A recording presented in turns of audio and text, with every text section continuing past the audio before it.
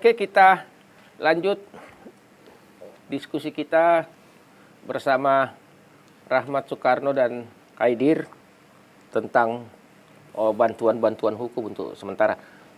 No, sekarang kan tadi disampaikan oleh Kaidir betapa memang ada masalah sedikit antara komunikasi masyarakat, pemerintah, dan lembaga bantuan hukum sendiri. Karena ini kan persepsinya berbeda-beda, ya kan. Tapi kalau menurut saya, sampai sejauh mana sebetulnya PBHI atau LBH ini kan, atau teman-teman Anda di semua, kan seperti yang dibilang Kaidir tadi, secara sumber daya manusia kita juga tidak punya kemampuan lebih untuk memenuhi semua persoalan masyarakat. Tapi kan menurut saya persoalan masyarakat juga itu sedemikian banyak juga. Ya, tapi kan teman-teman LBH bukan, kalau saya sih tidak kekurangan sumber daya, karena masih banyak juga teman-teman yang menurut saya yang di luar LBH yang punya tanggung jawab moral sebagai warga negara, sebagai warga Kota Makassar, yang tidak mengedepankan profesinya dalam konteks profit. Nah, bagaimana Anda melihat kerjasama dengan asosiasi hukum lain, tapi dalam konteks yang lebih lebih sukarela lah, seperti itu? Kerjasamanya, Kak? Iya. Iya. Jadi begini, Kak, kadang juga ada satu perkara yang datang ke kantor kami.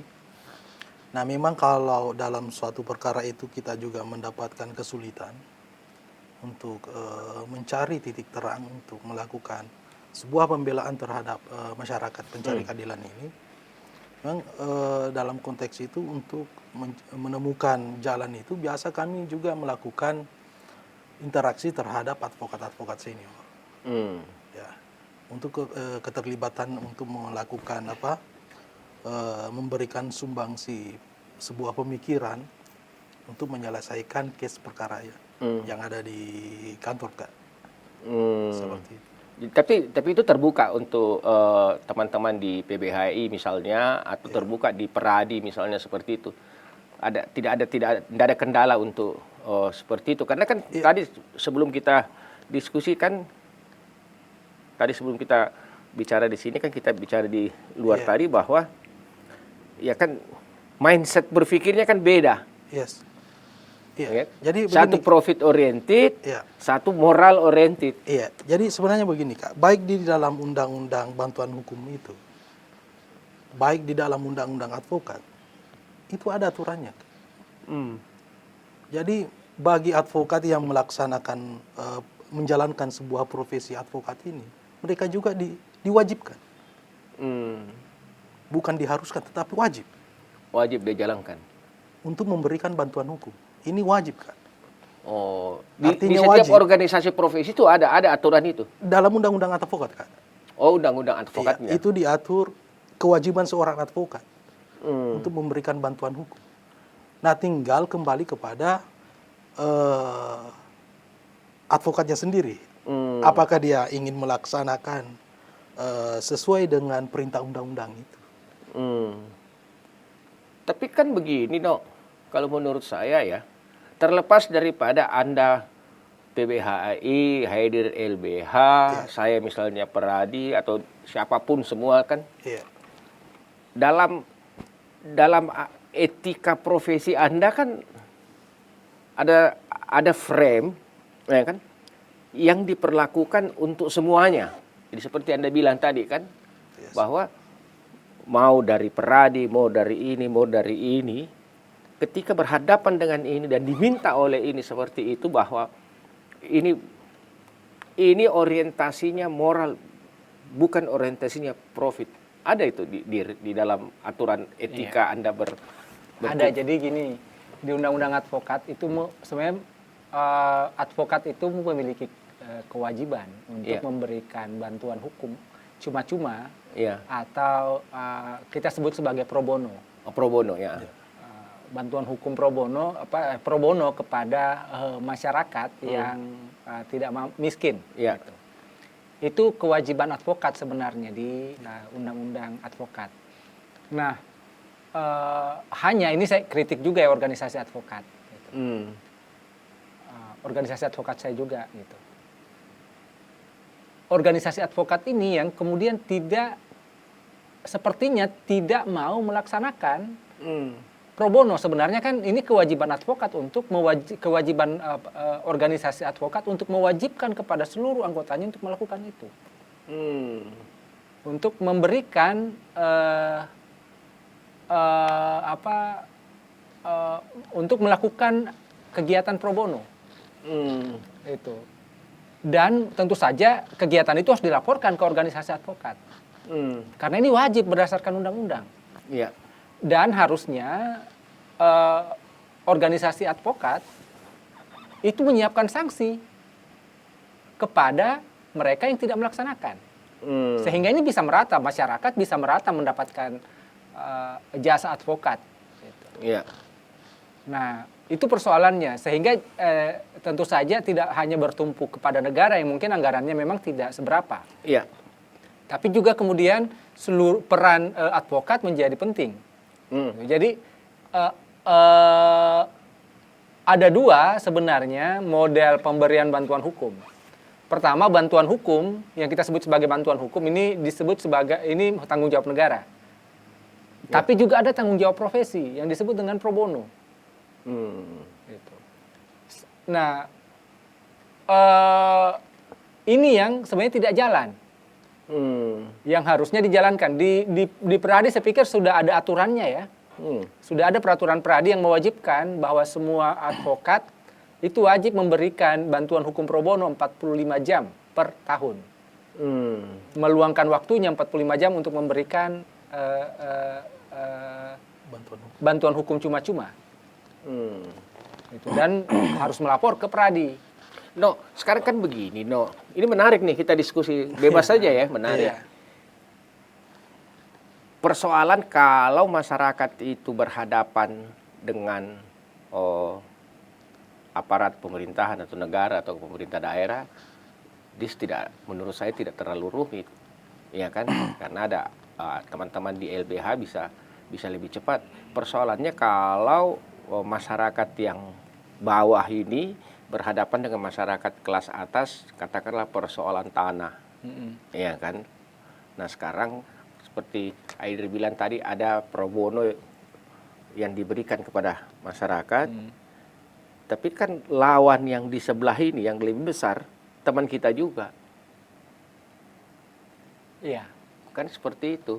Nah bagaimana teman-teman melihat persoalan seperti ini, kan menarik tuh. Betul. Ya. Jadi sebenarnya itulah yang disebut dengan profesionalisme. Meskipun dia teman, misalnya yang berlawanan itu adalah teman ya.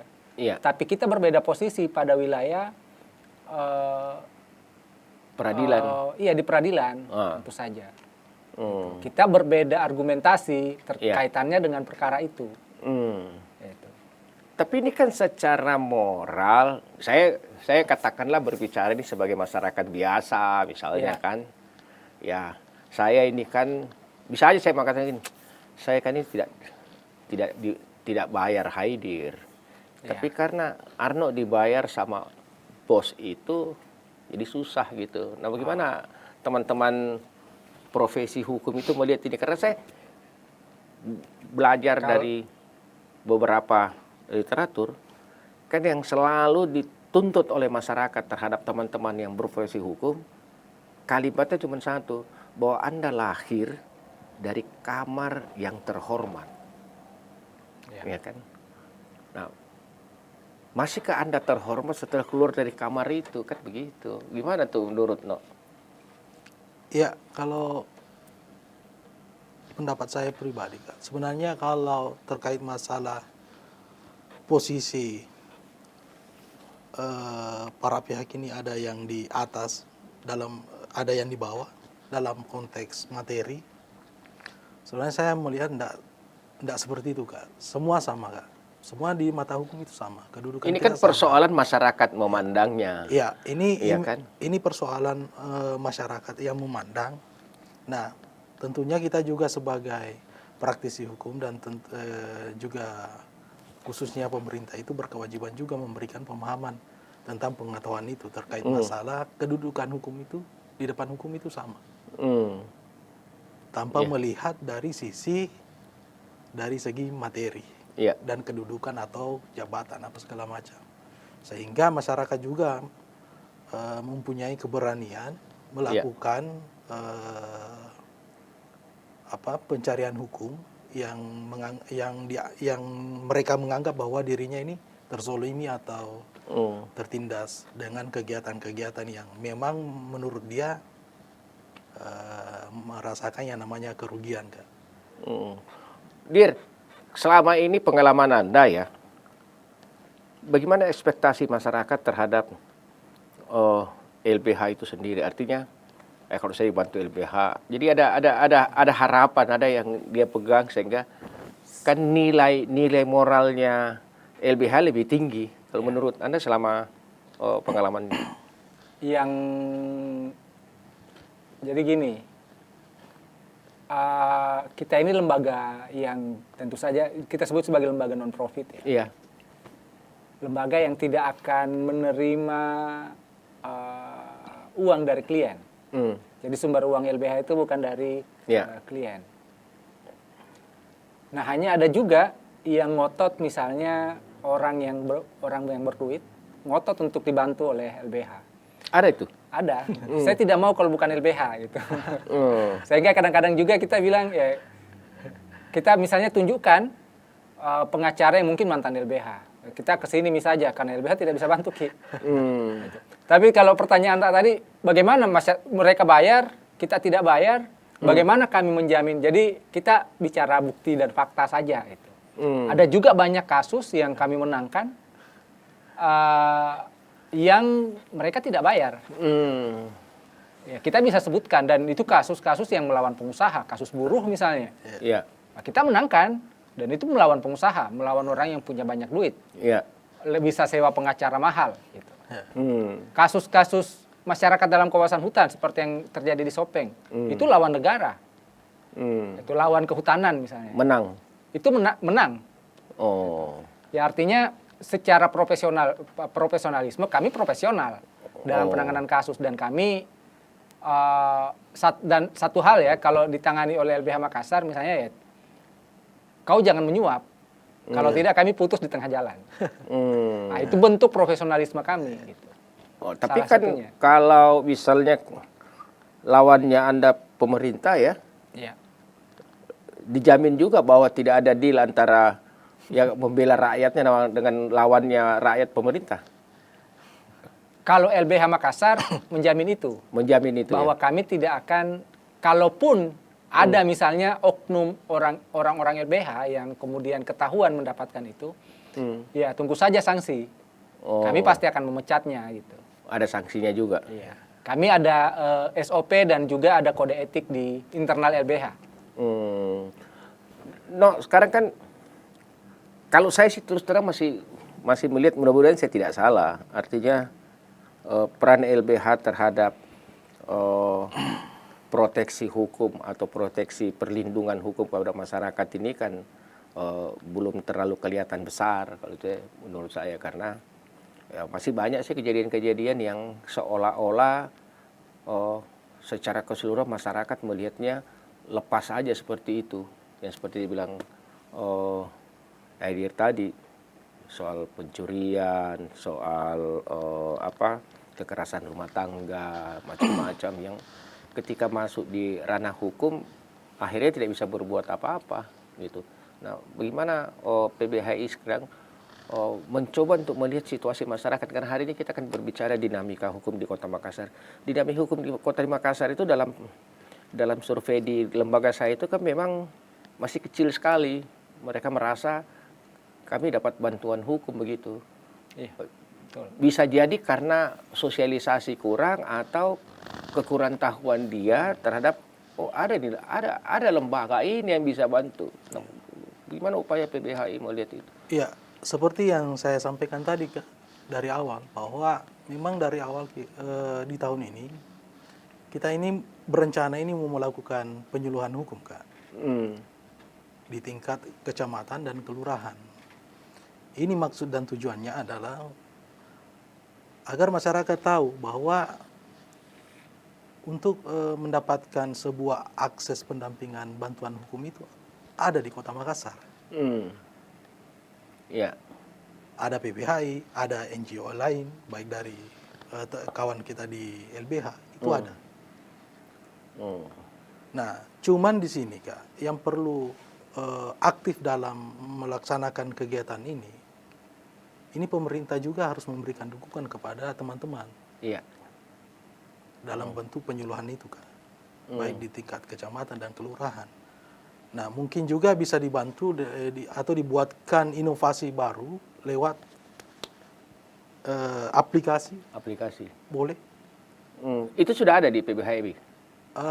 Ini kita baru berencana mau buat kegiatan itu Kak. Jadi kami akan menyapa setiap pencari keadilan itu lewat aplikasi. Tetapi kemarin saya sempat berpikir dan mengkaji maksud dan tujuan kami itu, kami masih terhalang dalam undang-undang advokat itu. Terhalangnya di mana? Ada salah satu pasal yang menyebutkan terkait masalah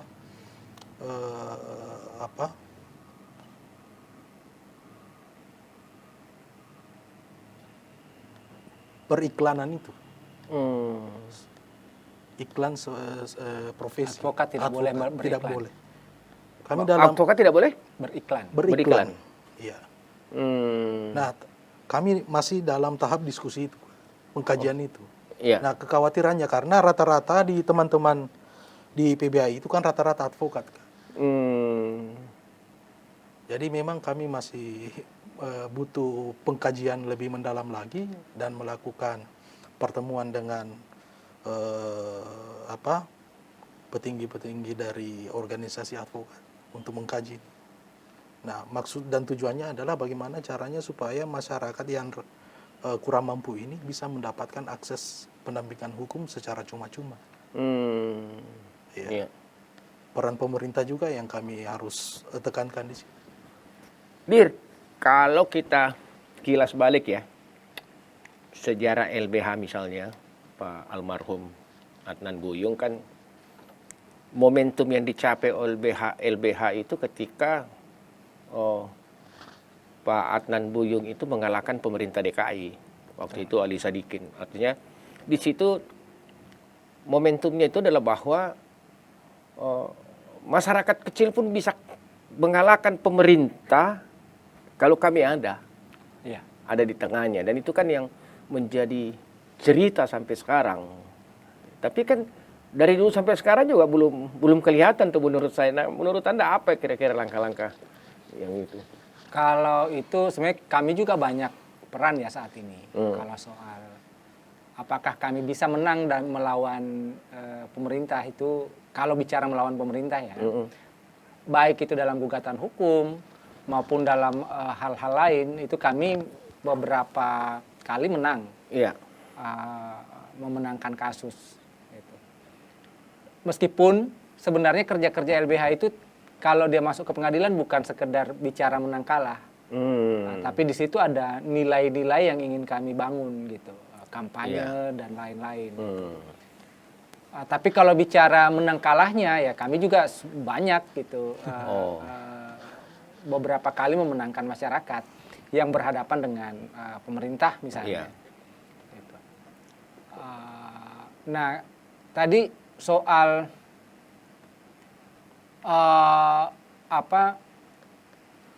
sosialisasi tadi ya, saya mau jawab juga soal itu. Kalau di LBH Makassar kita mengenal ada paralegal sebenarnya. Paralegal itu adalah mereka yang tidak berlatar belakang hukum, tapi LBH Makassar memberikan pelatihan kepada mereka sehingga mereka tertambah kapasitasnya di bidang hukum. Tujuannya adalah mereka ini berada di komunitas masyarakat. yang nantinya mereka ini akan bukan sekedar memberikan informasi, tapi juga menangani kasus pada tingkat awal, gitu. Memberikan arahan dan lain-lain pada konteks non litigasinya. Nah,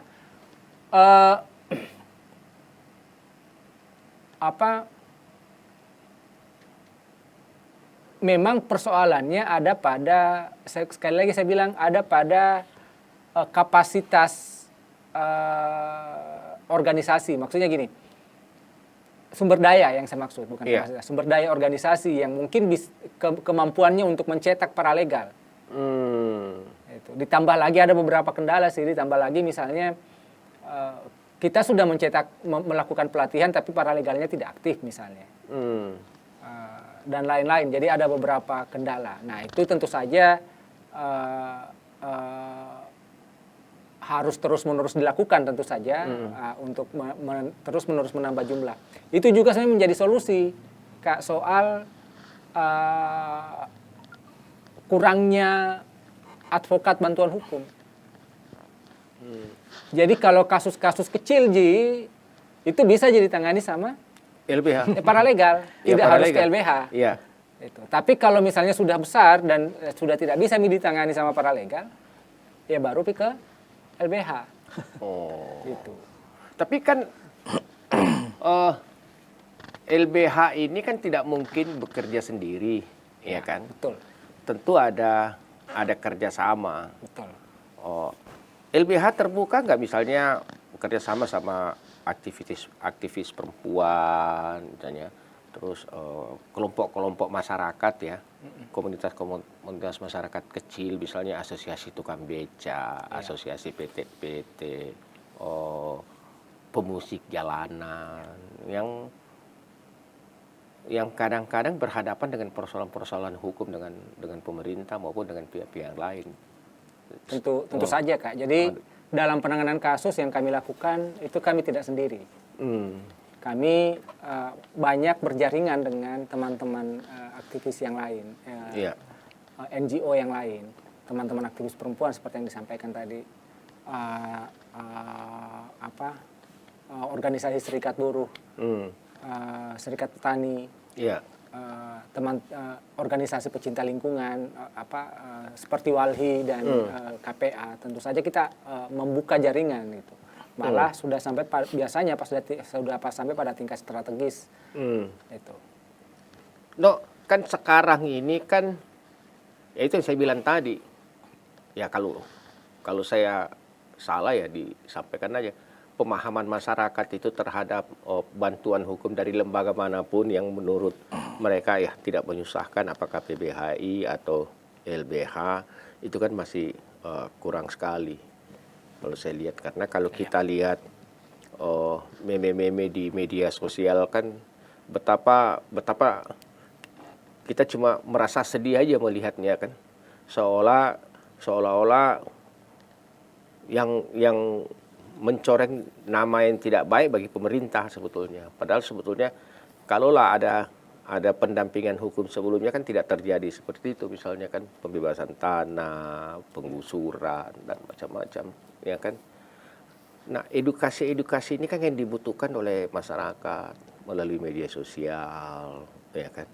Upaya organisasi kayak Anda ini ada nggak yang seperti itu? Saya nggak melihat sih baik di Peradi mau di apa gitu kan. Ada semacam video klip tentang edukasi hukum. Kalau kita di negara-negara berkembang kan bahkan film-film kartun tuh di edukasi seperti itu kan enak kita. Ada masyarakat yang ini. Sementara kan hukumnya begitu. Menurut Anda bagaimana? Iya.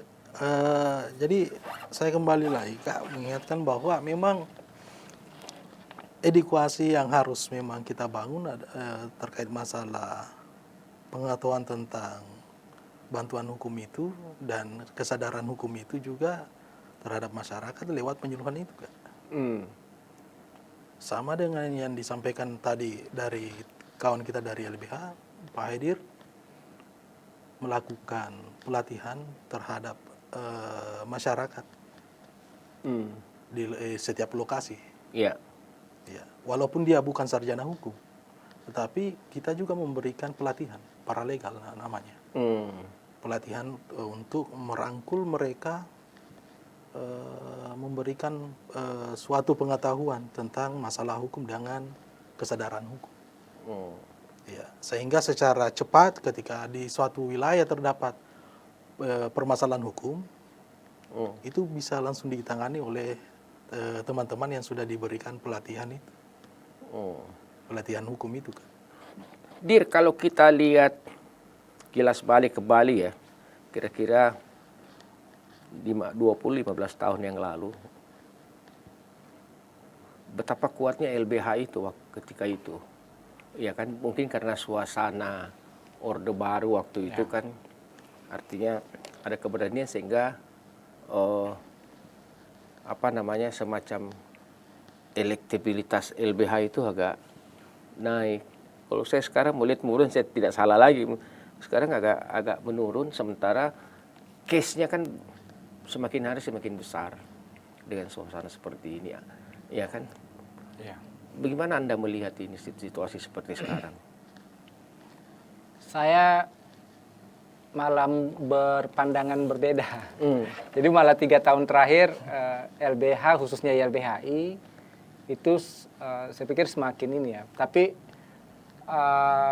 memang tidak bisa ditandingi ya pada masa Orde Baru itu LBH, karena ya bahkan saya tertarik jadi advokat itu karena melihat Adnan Buyung dulu waktu masih SMA itu di televisi berbicara gitu. Sehingga saya tertarik ke LBH. Nah, menjadi advokat maksudnya. Dan ternyata memang di lembaganya Adnan Buyung. Iya. Tapi kalau sekarang mungkin ada banyak hal sebenarnya faktor-faktor ya. Salah satunya sih sebenarnya persoalan sumber daya. Khususnya di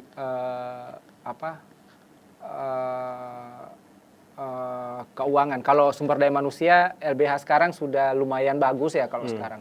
Dan itu saya pikir yang sudah, saya bilang 3 tahun terakhir yang kemudian membuat LBH juga semakin naik ininya itu. Kalau sebelum-sebelumnya memang, tapi 3 tahun terakhir sudah mulai naik karena kaderisasi sudah mulai dilakukan di LBH, diperkuat lagi gitu. Sebenarnya artinya kita mulai sebenarnya untuk bagaimana membangun LBH yang lebih progresif lagi. Nah, kaitannya dengan sosial media sebagai media sosialisasi, sebenarnya kami juga punya itu, Kak. Kami ada website, ada di beberapa media sosial, ada di Facebook, ada di Twitter dan Instagram.